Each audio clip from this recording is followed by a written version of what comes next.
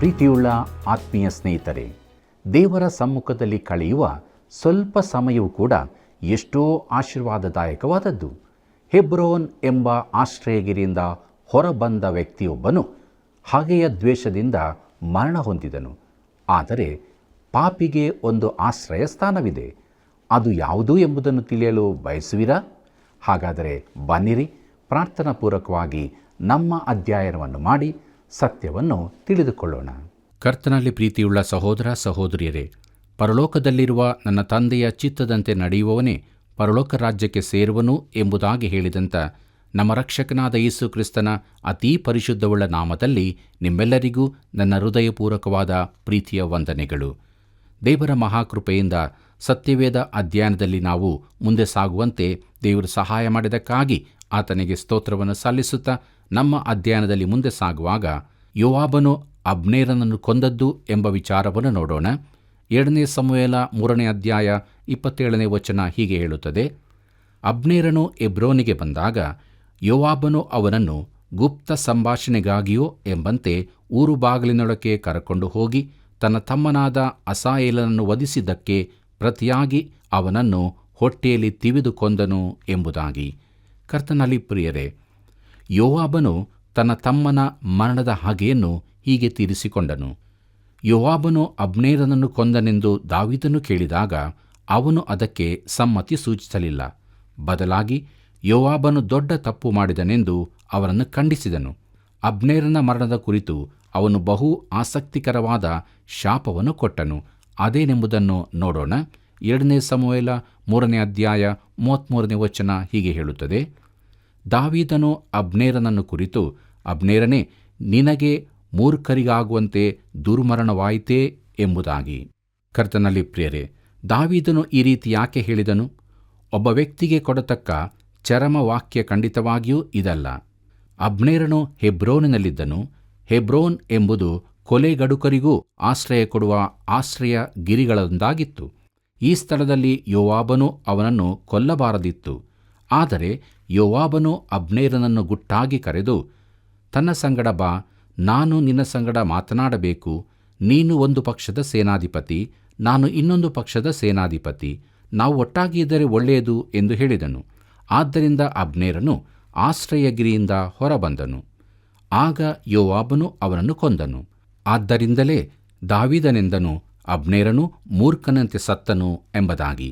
ಅವನು ಬುದ್ಧಿಹೀನನಾಗಿ ಹೆಬ್ರೋನಿನಿಂದ ಹೊರಬಂದನು. ಪ್ರೀತಿಯುಳ್ಳ ದೇವಜನರೇ, ಇದು ನಮಗೊಂದು ಸಂದೇಶ ನೀಡುತ್ತದಲ್ಲವೋ? ಕ್ರಿಸ್ತನಲ್ಲಿ ಪ್ರತಿಯೊಬ್ಬ ಪಾಪಿಗೂ ಆಶ್ರಯವಿದೆ. ಒಬ್ಬನ ಬುದ್ಧಿವಂತಿಕೆ ಎಷ್ಟೇ ಹೆಚ್ಚಿದ್ದರೂ, ಸಾಮಾಜಿಕ ಸ್ಥಾನಮಾನ ಏನೇ ಆಗಿದ್ದರೂ, ಅವನು ಆಶ್ರಯ ಸ್ಥಾನದಿಂದ ಹೊರಗಿದ್ದರೆ ಅವನು ನಾಶವಾದಂತೆಯೇ. ಒಂದು ವೇಳೆ ಸಮಾಧಿ ಸ್ಥಳದಲ್ಲಿ ಸತ್ಯವನ್ನೇ ನುಡಿಯಬೇಕಾಗಿದ್ದಲ್ಲಿ ಬೋಧಕರು ಅಗಲಿದ ವ್ಯಕ್ತಿಯ ಕುರಿತು, ಒಬ್ಬ ಮೂರ್ಖನು ಸತ್ತಿದ್ದಾನೆ, ಆಶ್ರಯ ಸ್ಥಾನವಾಗಿರುವ ಕ್ರಿಸ್ತನ ಕಡೆಗೆ ಅವನು ತಿರುಗಿಕೊಳ್ಳಲಿಲ್ಲ ಎಂದು ಹೇಳಬೇಕಾಗುತ್ತದೆ. ಪ್ರೀತಿಯುಳ್ಳ ಸಹೋದರ ಸಹೋದರಿಯೇ, ನೀನು ಕ್ರಿಸ್ತನಲ್ಲಿ ಭದ್ರವಾಗಿದ್ದೀಯೋ?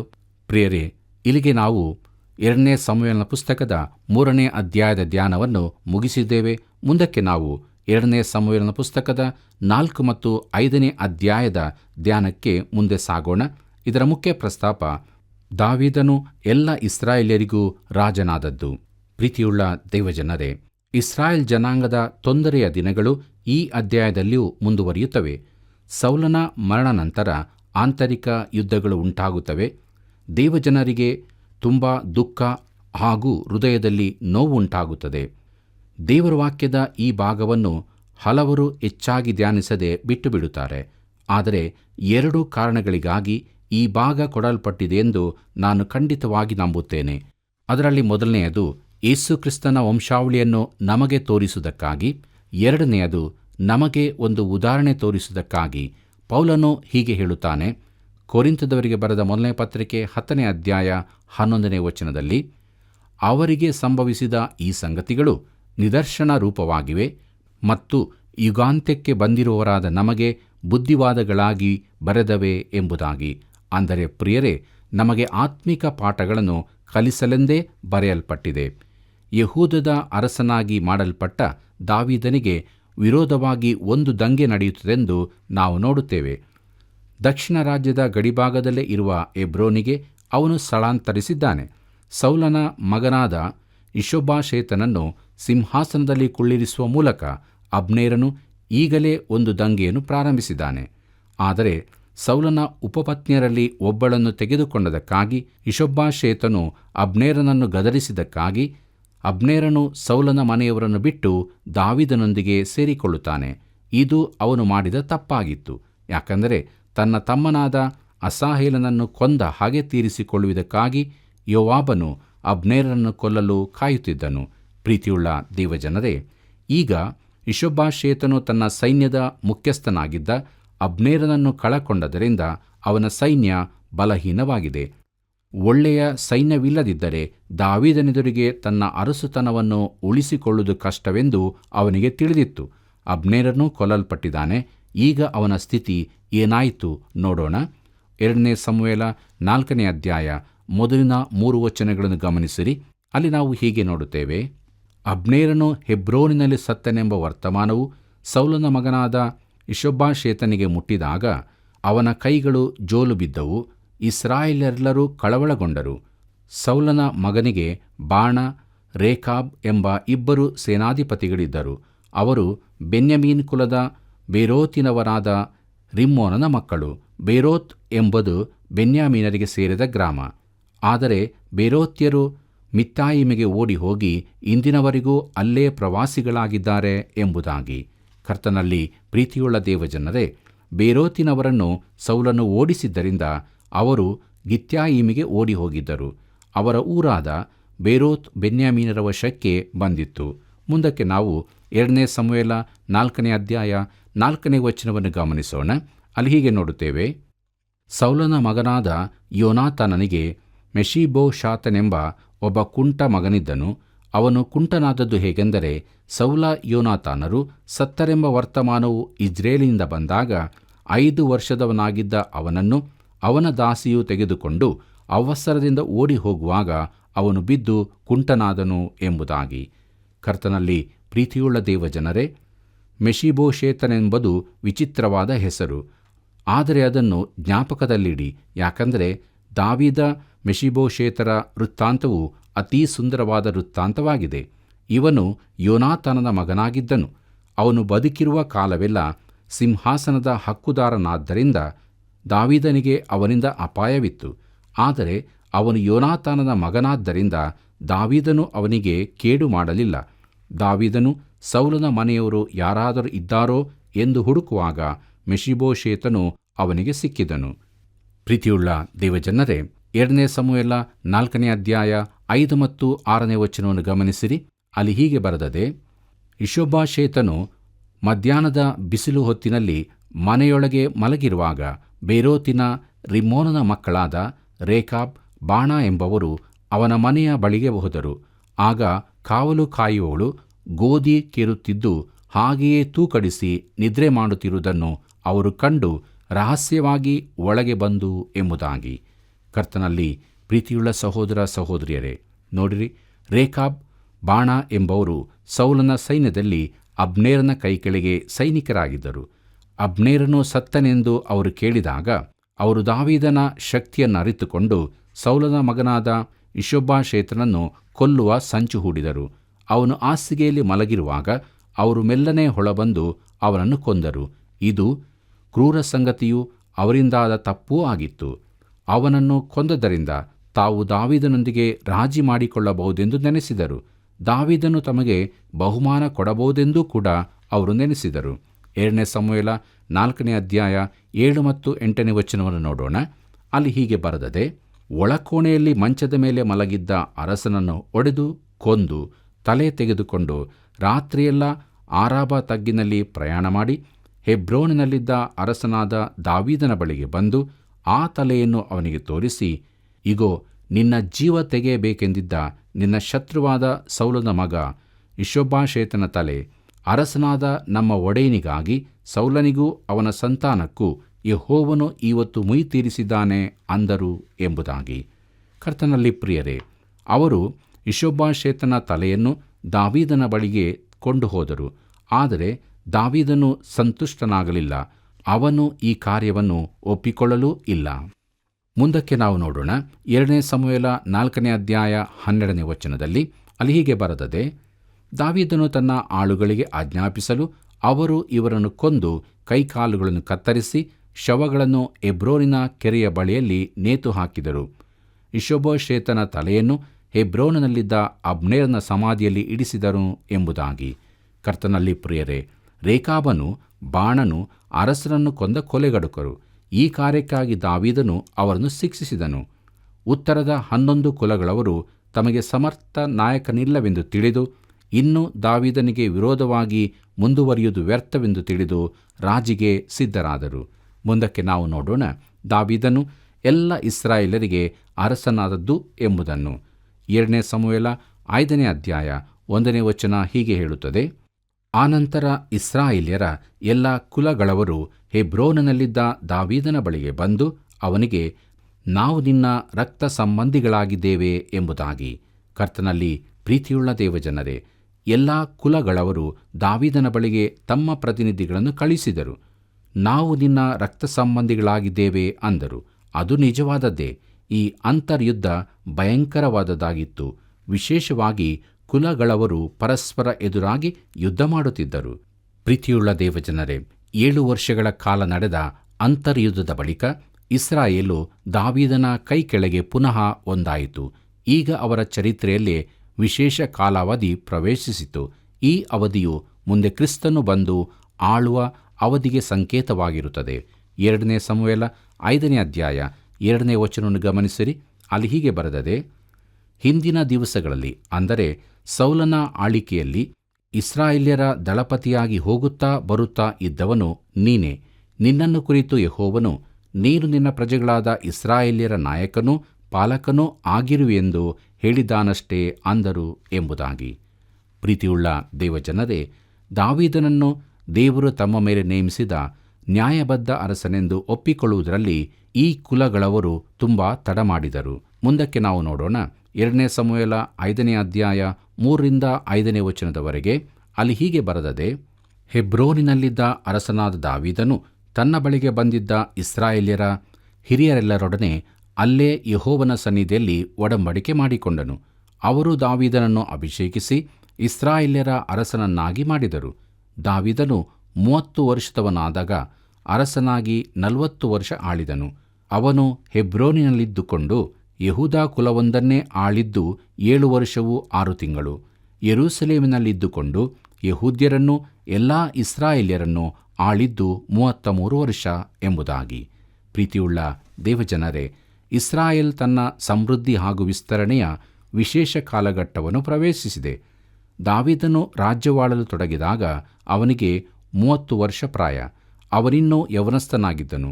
ಅವನು ಯೆಹೂದ ಕುಲವೊಂದನ್ನೇ ಹೆಬ್ರೋನಿನಲ್ಲಿ 3.5 ವರ್ಷ ಆಳಿದನು. ಮುಂದಕ್ಕೆ ಯೆರೂಸಲೇಮಿನಿಂದ ಎಲ್ಲಾ ಇಸ್ರಾಯೇಲ್ಯರನ್ನು, ಅಂದರೆ 12 ಕುಲಗಳನ್ನು 33 ವರ್ಷ ಆಳಿದ್ದಾನೆ. ಹೀಗೆ ಅವನ ಆಳ್ವಿಕೆಯ ಒಟ್ಟು ಕಾಲ 40.5 ವರ್ಷ. ಮುಂದಕ್ಕೆ ನಾವು ನೋಡೋಣ ದಾವೀದನು ತನ್ನ ರಾಜಧಾನಿಯನ್ನು ಯೆರೂಸಲೇಮಿಗೆ ಸ್ಥಳಾಂತರಿಸಿದ್ದು ಎಂಬುದಾಗಿ. ಪ್ರಿಯರೇ, ತನ್ನ ರಾಜ್ಯವನ್ನು ಒಟ್ಟುಗೂಡಿಸುವುದಕ್ಕಾಗಿ ದಾವೀದನು ಮಾಡಿದ ಮೊದಲನೇ ಕಾರ್ಯ ನೋಡಿರಿ. ಇಸ್ರಾಯೇಲಿನ ರಾಜಧಾನಿಯನ್ನು ಹೆಬ್ರೋನಿನಿಂದ ಯೆರೂಸಲೇಮಿಗೆ ಸ್ಥಳಾಂತರ ಮಾಡಿದ್ದು. 2 ಸಮುವೇಲ 5ನೇ ಅಧ್ಯಾಯ 6 ಮತ್ತು 7ನೇ ವಚನ ಹೀಗೆ ಹೇಳುತ್ತದೆ, ದಾವೀದನು ತನ್ನ ಜನರನ್ನು ಕರಕೊಂಡು ಯೆರೂಸಲೇಮಿನಲ್ಲಿದ್ದ ದೇಶದ ಮೂಲ ನಿವಾಸಿಗಳಾದ ಯೆಬೂಸ್ಯರಿಗೆ ವಿರೋಧವಾಗಿ ಹೊರಟನು. ಅವರು ಇವನು ಒಳಗೆ ಬರಲಾರನೆಂದು ನೆನೆಸಿ ದಾವೀದನಿಗೆ, ನೀನು ಒಳಗೆ ಬರಲಾರಿ, ಕುರುಡರು ಕುಂಟರು ಇವರೇ ನಿನ್ನನ್ನು ಅಟ್ಟಿಬಿಡುವರು ಎಂದು ಹೇಳಿದರು. ಆದರೂ ಅವನು ಈಗ ದಾವೀದ ನಗರವೆನಿಸಿಕೊಳ್ಳುವ ಚಿಯೋನ್ ಕೋಟೆಯನ್ನು ಸ್ವಾಧೀನಪಡಿಸಿಕೊಂಡನು ಎಂಬುದಾಗಿ. ಪ್ರೀತಿಯುಳ್ಳ ದೇವಜನರೇ, ಅಲ್ಲಿನ ಜನರು ದಾವೀದನ ಕುರಿತು ಕಡಿಮೆಯಾಗಿ ಅಂದಾಜಿಸಿದರು. ಅವನು ಶ್ರೇಷ್ಠ ಸೈನ್ಯ ನಾಯಕನು, ರಾಜಕೀಯ ನಾಯಕನು, ಅರಸನು, ಎಲ್ಲದಕ್ಕಿಂತ ಹೆಚ್ಚಾಗಿ ದೇವರಿಂದ ಆರಿಸಲ್ಪಟ್ಟವನು. ಚಿಯೋನ್ ದಾವೀದನಿಗೆ ಇಷ್ಟವಾದ ಸ್ಥಳವಾಗಿತ್ತು. ಇದನ್ನು ನಿಮ್ಮ ಸತ್ಯವೇದದಲ್ಲಿ ಗುರುತಿಸಿಕೊಳ್ಳಿರಿ. ಆ ಪ್ರದೇಶವನ್ನು ಎಂದಾದರೂ ಸಂದರ್ಶಿಸಿದ್ದರೆ ಅದು ನಗರದ ಅತೀ ಎತ್ತರವಾದ ಪ್ರದೇಶವೆಂದು ತಿಳಿಯುತ್ತದೆ. ದಾವೀದನ ಕಾಲದಲ್ಲಿ ಯೆರೂಸಲೇಮ್ ನಿಜವಾಗಿ ಕೆಳಗೆ ಕಿದ್ರೋನ್ ಕಣಿವೆಯ ಪ್ರದೇಶದಲ್ಲಿತ್ತು. ಆ ದಿನಗಳಲ್ಲಿ ಪಟ್ಟಣದ ಸುತ್ತ ಇದ್ದ ಗೋಡೆಗಳು ಕೆಳಭಾಗದಿಂದ ಅಗೆಯಲ್ಪಟ್ಟವುಗಳಾಗಿದ್ದವು. ಈಗಿನ ಯೆರೂಸಲೇಮು ನಗರ ಚಿಯೋನ್ ಪರ್ವತಕ್ಕೆ ಸಮೀಪವಾಗಿದೆ. ದಾವೀದನ ಅರಮನೆ ಅಲ್ಲಿಯೇ ಕಟ್ಟಲ್ಪಟ್ಟಿದ್ದು. ಮುಂದೆ ಚಿಯೋನ್ ಪರ್ವತದ ಕೆಳಭಾಗದಲ್ಲಿ ದೇವಾಲಯವು ಸ್ಥಾಪಿಸಲ್ಪಟ್ಟಿತು. ಪ್ರಿಯರೇ, ದಾವೀದನು ಇದನ್ನೆಲ್ಲ ಆರಿಸಿದ್ದನು. ಯೆರೂಸಲೇಮು ದಾವೀದನ ನಗರವಾಗಿತ್ತು. ತನ್ನ ಅನೇಕ ಕೀರ್ತನೆಗಳಲ್ಲಿ ದಾವೀದನು ಚಿಯೋನ್ ಪರ್ವತ ಹಾಗೂ ಯೆರೂಸಲೇಮಿನ ಕುರಿತಾಗಿ ಹೇಳುತ್ತಾನೆ. ಪಿಲಾತನು ಯೆರೂಸಲೇಮಿನಲ್ಲಿದ್ದನು. ಅಲ್ಲಿ ಶಾಂತಿ ಕಾಪಾಡಲು ಅವನಿರುತ್ತಿದ್ದನು. ಪಸ್ಕಾ ಹಬ್ಬ ಮುಗಿದ ಕೂಡಲೇ ಮೆಡಿಟರೇನ್ನ ಕೈಸರಿಯಕ್ಕೆ ಹೋಗುತ್ತಿದ್ದನು. ಆದರೆ ಸತ್ಯವೇದದ ಪ್ರಕಾರ ಅದು ಈ ಭೂಲೋಕದ ರಾಜಧಾನಿಯಾಗಲಿದೆ. ಪ್ರಿಯರೇ, ದಾವೀದನು ಚಿಯೋನ್ ಕೋಟೆಯನ್ನು, ಬೆಟ್ಟದ ತುದಿಯನ್ನು ಸ್ವಾಧೀನಪಡಿಸಿಕೊಂಡನು. ಇಡೀ ಪಟ್ಟಣವನ್ನಲ್ಲ. ಅನುಕೂಲವಾದ ಸ್ಥಳದಿಂದ ಅವನು ಯೆಬೂಸಿಯರ ಪಟ್ಟಣವನ್ನು ವಶಪಡಿಸಿಕೊಳ್ಳಲು ಸಾಧ್ಯವಾಯಿತು. ಯುದ್ಧವಾಗುತ್ತದೆಂದು ಅರಿಯುವ ಮೊದಲೇ ಯೆಬೂಸಿಯರು ಇಸ್ರಾಯೇಲ್ಯರ ವಶವಾದರು. 2 ಸಮುವೇಲ 5ನೇ ಅಧ್ಯಾಯ 8ನೇ ವಚನವನ್ನು ಗಮನಿಸಿರಿ. ಅಲ್ಲಿ ಹೀಗೆ ಬರುತ್ತದೆ, ಆ ದಿವಸ ದಾವೀದನು ಯೆಬೂಸಿಯರನ್ನು ಜಯಿಸಬೇಕೆಂದಿರುವನು. ಜಲದ್ವಾರದಲ್ಲಿ ಹತ್ತಿ ಹೋಗಿ ದಾವೀದನಿಗೆ ಅಸಹ್ಯರಾಗಿರುವ ಕುರುಡರನ್ನು ಕುಂಟರನ್ನು ಕಂದಕದಲ್ಲಿ ನಾಶ ಮಾಡಿಬಿಡಲಿ ಎಂದು ಹೇಳಿದನು. ಆದ್ದರಿಂದ ಕುರುಡರು ಕುಂಟರು ಇದ್ದಾರೆ, ಒಳಗೆ ಹೋಗಲಾಗದು ಎಂಬ ಗಾದೆಯುಂಟು ಎಂಬುದಾಗಿ. ಪ್ರೀತಿಯುಳ್ಳ ದೇವಜನರೇ, ಈ ವಚನವು ಚರ್ಚೆಗೆ ಕಾರಣವಾದದ್ದಾಗಿದೆ. ಯೆಬೂಸಿಯರ ಅಪಹಾಸ್ಯಕ್ಕೆ ದಾವೀದನು ಮಾಡಿದ ಪ್ರತಿಹಾಸ್ಯ ಇದಾಗಿದೆ ಎಂದು ಕೆಲವರ ಅಭಿಮತ. ಇನ್ನೂ ಕೆಲವರು ಅದಕ್ಕೆ ಇನ್ನೂ ಹೆಚ್ಚಿನ ಅರ್ಥವಿದೆ ಎನ್ನುತ್ತಾರೆ. ವಾಕ್ಯದಲ್ಲಿ ಯಾವ ವಿವರಣೆಯೂ ಇಲ್ಲದರಿಂದ ನಮಗೆ ನಿಜವಾದ ಅರ್ಥ ಗೊತ್ತಾಗಲಾರದು. ಮುಂದಕ್ಕೆ ನಾವು 2 ಸಮುವೇಲ 5ನೇ ಅಧ್ಯಾಯ 9ನೇ ವಚನವನ್ನು ಗಮನಿಸೋಣ. ಅಲ್ಲಿ ನಾವು ಹೀಗೆ ನೋಡುತ್ತೇವೆ, ದಾವೀದನು ಆ ಕೋಟೆಗೆ ದಾವೀದ ನಗರವೆಂದು ಹೆಸರಿಟ್ಟು ಅಲ್ಲೇ ವಾಸಿಸುತ್ತಾ ಅದರ ಸುತ್ತಲೂ ಮಿಲ್ಲೋವಿನಿಂದ ಪ್ರಾರಂಭಿಸಿ ಕೆಳಗಣ ಪೌಲಿಗೋಡೆಯನ್ನು ಕಟ್ಟಿಸಿದನು ಎಂಬುದಾಗಿ. ಪ್ರಿಯರೇ, ದಾವೀದನು ಮೊದಲಿಗೆ ಚಿಯೋನ್ ಗಿರಿಯನ್ನು ವಶಪಡಿಸಿಕೊಂಡು ಅದನ್ನು ತನ್ನ ಕೋಟೆಯನ್ನಾಗಿ ಮಾಡಿಕೊಂಡನು. ಆ ಬಳಿಕ ಇಡೀ ಪಟ್ಟಣವನ್ನು ವಶಪಡಿಸಿಕೊಂಡನು. ಮುಂದಕ್ಕೆ ನಾವು ನೋಡೋಣ. 2 ಸಮುವೇಲ 5ನೇ ಅಧ್ಯಾಯ 10ನೇ ವಚನದಿಂದ 12ನೇ ವಚನದವರೆಗೆ. ಅಲ್ಲಿ ಹೀಗೆ ಬರೆದದೆ, ಸೇನಾಧೀಶ್ವರನಾದ ಯೆಹೋವ ದೇವರು ಅವನ ಸಂಗಡ ಇದ್ದದರಿಂದ ಅವನು ಅಭಿವೃದ್ಧಿ ಹೊಂದುತ್ತಾ ಹೋದನು. ತೂರಿನ ಅರಸನಾದ ಹೀರಾಮನು ದಾವೀದನಿಗೆ ದೂತರನ್ನು, ದೇವದಾರು ಮರಗಳನ್ನು, ಬಡಗಿಯವರನ್ನು, ಶಿಲ್ಪಿಗಳನ್ನು ಕಳುಹಿಸಲು ಅವರು ಇವನಿಗೋಸ್ಕರ ಅರಮನೆಯನ್ನು ಕಟ್ಟಿದರು.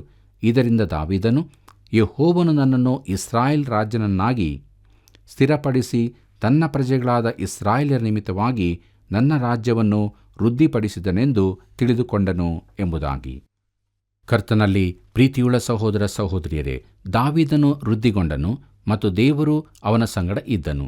ತೂರಿನ ಅರಸನಾದ ಹೀರಾಮನು ದಾವೀದನ ವಿಶೇಷತೆಯನ್ನು ಗ್ರಹಿಸಿಕೊಂಡು ದಾವೀದನೊಂದಿಗೆ ಒಡಂಬಡಿಕೆ ಮಾಡಿಕೊಂಡನು. ಅದಕ್ಕನುಸಾರವಾಗಿ ಅವನು ಅರಮನೆಯನ್ನು ಕಟ್ಟಲು ಬೇಕಾದ ಸಾಮಗ್ರಿಗಳನ್ನು, ಕುಶಲ ಕೆಲಸಗಾರರನ್ನು ಕಳುಹಿಸಿದನು. 2 ಸಮುವೇಲ 5ನೇ ಅಧ್ಯಾಯ 13ನೇ ವಚನವನ್ನು ಗಮನಿಸಿರಿ. ಅಲ್ಲಿ ಹೀಗೆ ನೋಡುತ್ತೇವೆ, ದಾವೀದನು ಹೆಬ್ರೋನಿನಿಂದ ಯೆರೂಸಲೇಮಿಗೆ ಬಂದ ಮೇಲೆ ಅಲ್ಲಿಯೂ ಅನೇಕ ಸ್ತ್ರೀಯರನ್ನು ಪತ್ನಿಯರನ್ನಾಗಿಯೂ ಉಪಪತ್ನಿಯರನ್ನಾಗಿಯೂ ಮಾಡಿಕೊಂಡದರಿಂದ ಅವನಿಗೆ ಇನ್ನೂ ಕೆಲವು ಮಂದಿ ಗಂಡು ಹೆಣ್ಣು ಮಕ್ಕಳು ಹುಟ್ಟಿದರು ಎಂಬುದಾಗಿ. ಪ್ರೀತಿಯುಳ್ಳ ದೇವಜನರೇ, ಇದು ಸತ್ಯ ವಿಚಾರಗಳ ದಾಖಲೆಯಾಗಿದೆ. ದಾವೀದನು ಮಾಡಿದ್ದಕ್ಕೆ ದೇವರು ಒಪ್ಪಿಗೆಯನ್ನು ಕೊಟ್ಟಿರಲಿಲ್ಲ. ಬಹುಪತ್ನಿತ್ವ ದೇವರಿಗೆ ಸಮ್ಮತವಲ್ಲವೆಂದು ನಾವು ನೋಡುತ್ತೇವೆ. ಸೊಲೊಮೋನನಲ್ಲಿ ಇದು ಇಸ್ರಾಯೇಲ್ ರಾಜ್ಯದ ವಿಭಾಗಕ್ಕೆ ಕಾರಣವಾಗಿ ಕೊನೆಗೆ ಬ್ಯಾಬಿಲೋನಿಗೆ ಸೆರೆಯಾಗಿ ಹೋಗುವಂತಾಯಿತು. ಯಾಕೆ?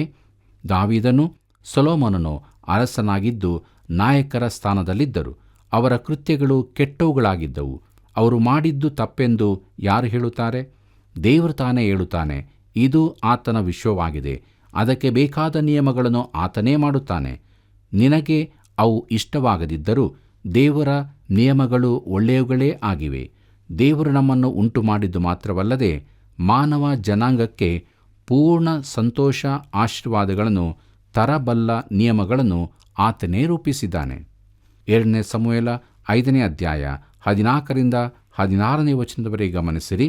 ಅಲ್ಲಿ ಹೀಗೆ ನೋಡುತ್ತೇವೆ, ಅಲ್ಲಿ ಅವನಿಗೆ ಹುಟ್ಟಿದವರ ಹೆಸರುಗಳು ಶಮ್ಮೂವ, Shobab, Nathan, Solomon, ಇಬ್ಬಾಹರ್, Elishua, ನೆಫೆಗ್, ಯಾಫಿಯ, Elishama, Eliada, ಎಲಿಫಲೇಟ್ ಎಂಬುದಾಗಿ. ಕರ್ತನಲ್ಲಿ ಪ್ರಿಯರೇ, ಈ ವಚನಗಳಲ್ಲಿ ಹೇಳಿರುವ ಮೊದಲ ಇಬ್ಬರ ಕುರಿತಾಗಿ ನನಗೇನು ತಿಳಿಯದು. ಆದರೆ ನಾತಾನ, ಸೊಲೊಮೋನರ ಕುರಿತಾಗಿ ತಿಳಿದದೆ. ನಾತಾನನ ವಂಶದಿಂದ ಯೇಸುವಿನ ತಾಯಿಯಾದ ಮರಿಯಳು ಬಂದವಳಾಗಿದ್ದಳು. ಸೊಲೊಮೋನನಿಂದ ಮರಿಯಳ ಗಂಡನಾದ ಯೋಸೇಫನು ಬಂದವನಾಗಿದ್ದನು. ಹೀಗೆ ನಾತಾನ ಹಾಗೂ ಸೊಲೊಮೋನರಿಂದ ರಕ್ತ ಸಂಬಂಧದಿಂದಲೂ ನ್ಯಾಯಯುತವಾಗಿಯೂ ದಾವೀದನ ರಾಜ್ಯವು ಯೇಸು ಕ್ರಿಸ್ತನಿಗೆ ಬಂದಿತು. ಈ ಕಾರಣಕ್ಕಾಗಿಯೇ ಈ ಸಂಗತಿಗಳು ನಮಗೆ ದಾಖಲಾಗಿವೆ. ಮುಂದಕ್ಕೆ ನಾವು ನೋಡೋಣ, ಫಿಲಿಷ್ಟಿಯರೊಂದಿಗೆ ಯುದ್ಧ ಎಂಬುದಾಗಿ. 2 ಸಮುವೇಲ 5ನೇ ಅಧ್ಯಾಯ 17 ಮತ್ತು 18ನೇ ವಚನವನ್ನು ಗಮನಿಸಿರಿ. ಅಲ್ಲಿ ಹೀಗೆ ಬರೆದದೆ: ಇಸ್ರಾಯೇಲ್ಯರು ದಾವೀದನನ್ನು ಅಭಿಷೇಕಿಸಿ ತಮ್ಮ ಅರಸನನ್ನಾಗಿ ಮಾಡಿಕೊಂಡರೆಂಬ ವರ್ತಮಾನವು ಫಿಲಿಷ್ಟಿಯರಿಗೆ ಮುಟ್ಟಿದಾಗ ಅವರು ಅವನನ್ನು ಹಿಡಿಯುವುದಕ್ಕೆ ಹೊರಟರು. ದಾವೀದನು ಇದನ್ನು ಕೇಳಿ ದುರ್ಗಕ್ಕೆ ಹೋದನು ಎಂಬುದಾಗಿ. ಕರ್ತನಲ್ಲಿ ಪ್ರಿಯರೇ, ದಾವೀದನು ಸೌಲನಿಂದ ತಪ್ಪಿಸಿಕೊಂಡು ಓಡುವಾಗ ಫಿಲಿಷ್ಟಿಯರ ದೇಶದೊಳಕ್ಕೆ ಹೋಗಿ ವಾಸವಾಗಿದ್ದ ಕಾಲದಲ್ಲಿ ಆಕೀಷನು ಅವನನ್ನು ತಮ್ಮ ಜನವೆಂದು ಭಾವಿಸಿಕೊಂಡನು. ಈಗ ದಾವೀದನು ತನ್ನ ಸ್ವಂತ ಜನರೊಂದಿಗೆ ಸೇರಿ ಇಡೀ ಇಸ್ರಾಯೇಲ್ಯರಿಗೂ ಅರಸನೆಂದು ಅಭಿಷೇಕಿಸಲ್ಪಟ್ಟಾಗ ಫಿಲಿಷ್ಟಿಯರು ಅವನ ಮೇಲೆ ಯುದ್ಧಕ್ಕೆ ಬಂದರು. 2 ಸಮುವೇಲ 5ನೇ ಅಧ್ಯಾಯ 19ರಿಂದ 21ನೇ ವಚನವನ್ನು ಗಮನಿಸಿರಿ. ಅಲ್ಲಿ ಹೀಗೆ ನೋಡುತ್ತೇವೆ: ದಾವೀದನು ಯೆಹೋವನನ್ನು, ನಾನು ಫಿಲಿಷ್ಟಿಯರಿಗೆ ವಿರುದ್ಧವಾಗಿ ಹೋಗಬಹುದೋ?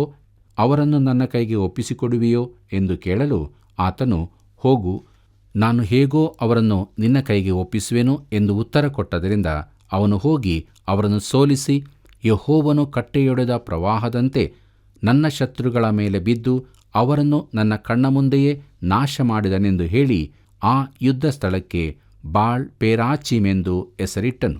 ಫಿಲಿಷ್ಟಿಯರು ಅಲ್ಲಿ ಬಿಟ್ಟು ಹೋಗಿದ್ದ ವಿಗ್ರಹಗಳನ್ನು ದಾವೀದನು ಅವನ ಜನರು ತೆಗೆದುಕೊಂಡು ಬಂದರು ಎಂಬುದಾಗಿ.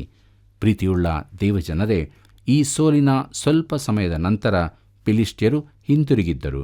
ದೇವರು ಮತ್ತೊಮ್ಮೆ ಅವರನ್ನು ದಾವೀದನ ಕೈಗೆ ಒಪ್ಪಿಸಿದನು. ದಾವೀದನ ಆಳಿಕೆಯ ಕಾಲದಲ್ಲೆಲ್ಲ ಈ ಜನರೊಂದಿಗೆ ಸಮಾಧಾನವೇ ಇರಲಿಲ್ಲ. ಪ್ರೀತಿಯುಳ್ಳ ದೇವಜನರೇ, ದೇವರ ವಾಕ್ಯವು ನಮ್ಮ ಸಂಗಡ ಮಾತನಾಡಿದೆಯಲ್ಲವೇ? ವಿರೋಧಿಗಳ ಮಧ್ಯದಲ್ಲಿ ದಾವೀದನು ತನ್ನ ಜೀವಿತವನ್ನು ನಡೆಸುತ್ತಿದ್ದಾಗ ಮತ್ತು ತನಗೆ ಕೊಡಲ್ಪಟ್ಟಂಥ ರಾಜ್ಯವನ್ನು ಆಳುತ್ತಿದ್ದಾಗ ಅವನು ಯಾವಾಗಲೂ ದೇವರೊಂದಿಗೆ ಅನ್ಯೋನ್ಯತೆಯಲ್ಲಿದ್ದುಕೊಂಡು ದೇವರ ಮಾರ್ಗದರ್ಶನದಲ್ಲಿ ತನ್ನ ಜೀವಿತದಲ್ಲಿ ತನ್ನ ಜವಾಬ್ದಾರಿಯಲ್ಲಿ ಮುನ್ನಡೆಯುತ್ತಿದ್ದನು. ಆಗ ದೇವರು ಅವನ ಸಂಗಡ ಇದ್ದುಕೊಂಡು ಅವನು ನಡೆಸುತ್ತಿದ್ದನು. ಅದರಂತೆ ನಾವು ಕೂಡ ಈ ಲೋಕದ ನಮ್ಮ ಜೀವಿತದಲ್ಲಿ ಎಲ್ಲ ಪರಿಸ್ಥಿತಿಗಳ ಮಧ್ಯದಲ್ಲಿ ದೇವರನ್ನೇ ಆತುಕೊಂಡು ದೇವರಿಗಾಗಿ ಜೀವಿಸೋಣ. ಹೀಗಾಗುವಂತೆ ದೇವರು ತಾನು ನಮಗೆ ಸಹಾಯ ಮಾಡಿ ನಡೆಸಲಿ. ಕರ್ತನ ಕೃಪೆಯು ಸದಾ ನಿಮ್ಮ ಸಂಗಡ ಇರಲಿ. ಪ್ರಿಯರೇ, ಸತ್ಯವೇದ ಅಧ್ಯಯನದಲ್ಲಿ ನಾವು ತಿಳಿದುಕೊಂಡೆವು, ಒಬ್ಬನು ದೇವರ ದೃಷ್ಟಿಯಲ್ಲಿ ಮೂರ್ಖನಾಗಿ ಸಾಯುವುದಾದರೆ ಅವನು ಕ್ರಿಸ್ತನ ಕಡೆಗೆ ತಿರುಗಿಕೊಳ್ಳಲಿಲ್ಲ ಎಂಬುದೇ. ನಾವು ಹೇಗಿದ್ದೇವೆ? ಕ್ರಿಸ್ತನೆಂಬ ಆಶ್ರಯದಲ್ಲಿ ಭದ್ರವಾಗಿದ್ದೇವೆಯೋ ಅಥವಾ ಆತನಿಲ್ಲದೆ ಮೂರ್ಖರಾಗಿದ್ದೇವೆಯೋ? ದಾವೀದನು ದೇವರ ಆಶ್ರಯಕ್ಕೆ ಬಂದು ಇಸ್ರಾಯೇಲ್ ಜನಾಂಗಕ್ಕೆ ಅರಸನಾದಂತೆ ನಾವು ದೇವರ ಆಶ್ರಯದಲ್ಲಿ ಆತನ ಆಶೀರ್ವಾದಕ್ಕೆ ಪಾತ್ರರಾಗೋಣ. ಬನ್ನಿರಿ ಪ್ರಾರ್ಥನೆ ಮಾಡೋಣ. ಕೃಪಾಳು ದೇವರೇ, ನಿನ್ನ ಬಳಿಗೆ ಬಂದಿದ್ದೇವೆ ಸ್ವಾಮಿ. ನಿನ್ನ ಆಶ್ರಯದಲ್ಲಿ ಸುಭದ್ರರಾಗಿ ಜೀವಿಸುವುದಕ್ಕೆ ನಮಗೆ ಸಹಾಯ ಮಾಡು. ಲೋಕದ ಆಶಯಗಳಿಂದ ನಮ್ಮನ್ನು ದೂರ ಮಾಡು. ಯೇಸುವೆ, ನಿನ್ನೊಬ್ಬನನ್ನೇ ಆಶ್ರಯಿಸಿಕೊಂಡು ನೀನು ಪ್ರತಿಷ್ಠಿಸಿದಂಥ ಜೀವವುಳ್ಳ ಮಾರ್ಗದಲ್ಲಿ ನಾವು ನಡೆಯುವುದಕ್ಕೆ ಸಹಾಯ ಮಾಡು. ಕೃಪಾಳು ದೇವರೇ, ಈ ಸಮಯದಲ್ಲಿ ಯಾರ್ಯಾರು ಅಸ್ವಸ್ಥರಾಗಿದ್ದಾರೋ ಅವರನ್ನು ಕರುಣಿಸು, ಅವರ ತಪ್ಪುಗಳನ್ನು ಕ್ಷಮಿಸು. ನೀನು ಮುಟ್ಟಿ ಪರಿಪೂರ್ಣವಾದ ಸ್ವಸ್ಥತೆಯನ್ನು ಕೊಟ್ಟು ನಡೆಸು. ಯೇಸುವಿನ ನಾಮದಲ್ಲಿ ಬೇಡಿದ್ದೇವೆ ತಂದೆಯೇ, ಆಮೆನ್.